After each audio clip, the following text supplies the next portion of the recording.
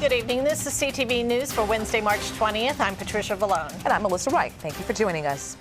The debate over the Trump administration immigration policies took center stage at a Maryland church today. Cedar Lane Unitarian Universalist Church in Bethesda held a visual and press conference to draw attention to what its leaders describe as the Trump administration's anti-immigrant policies and white nationalist rhetoric. CTV's Danielle Irby reports. Religious leaders from across faiths, community leaders, citizens, and lawmakers came out to show support for immigrants who have been detained, many separated from their families while seeking political asylum in the U.S. because they fear going back to their home country. Today, it was part church service and part political call to action. Their homes, houses of worship are threatened by the rising normalcy of words and deeds perpetrated in the name of white supremacy, xenophobia, and Islamophobia. One by one, those impacted by the Trump administration's anti-immigration policies gave testimonies about their harrowing experiences in detention and being separated from their children, husbands, and other family members. In our journey, we were intersected by immigration, siendo enviados a diferentes lugares de detención, where we were sent to separate different detention centers. In this country, I feel safe. I can practice my faith without fear of being killed or being kidnapped. I can walk through the streets without the fear of being killed. The main speaker, Rosa Gutierrez Lopez, has sought sanctuary here at this church for months as she fights deportation to El Salvador. She says she's been separated from her children who flanked by her side today. de nuestra familia. It's not fair. It's not fair that we've been separated from our children, from our family. Ustedes no saben cómo es bien duro estar separado de sus hijos. You don't know how hard it is to be separated from your child, your children. Rosa Gutierrez Lopez and the church members who are supporting her are pleading with the administration to not deport her back to El Salvador, where she says she faces violence and certain death. She also has children here who she wants to be reunited with, one who she says is suffering from Down syndrome. Danielle Irby, CTV News.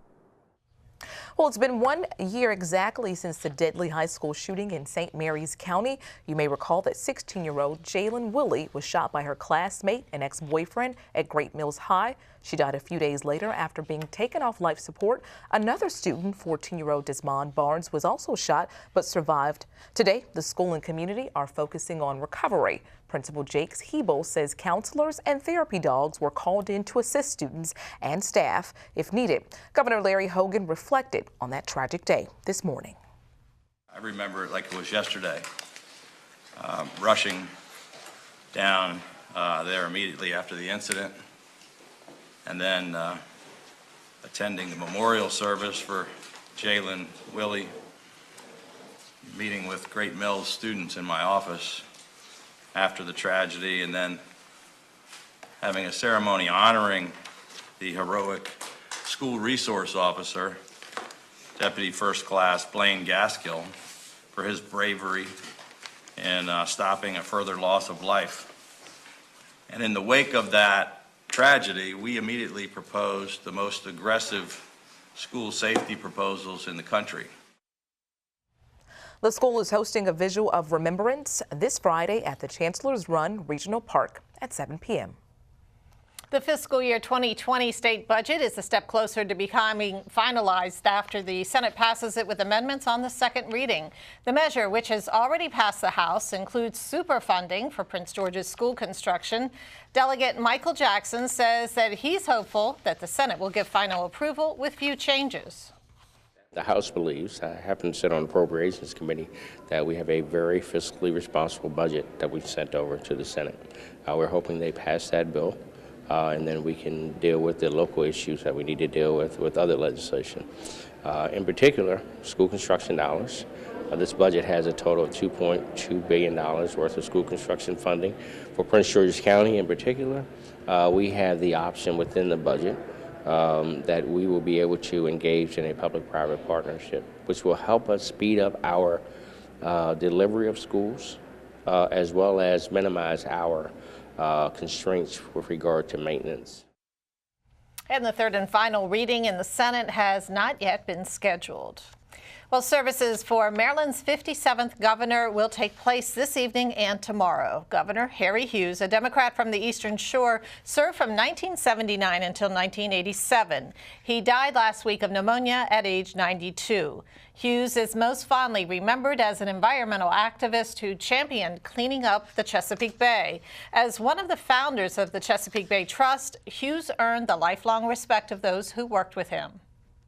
I love Governor Hughes. He had been involved in the trust for 35 years. So he started the trust, and he was on the board of the trust, and more recently he was on our trustees council, where we keep our favorite former board members.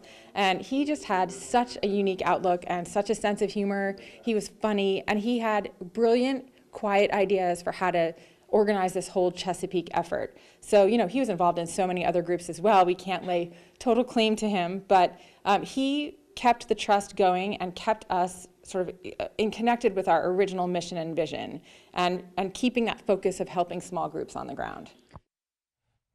And the viewing for Governor Hughes will be held from 4 until 6 p.m. this afternoon in his hometown of Denton, that's on the Eastern Shore.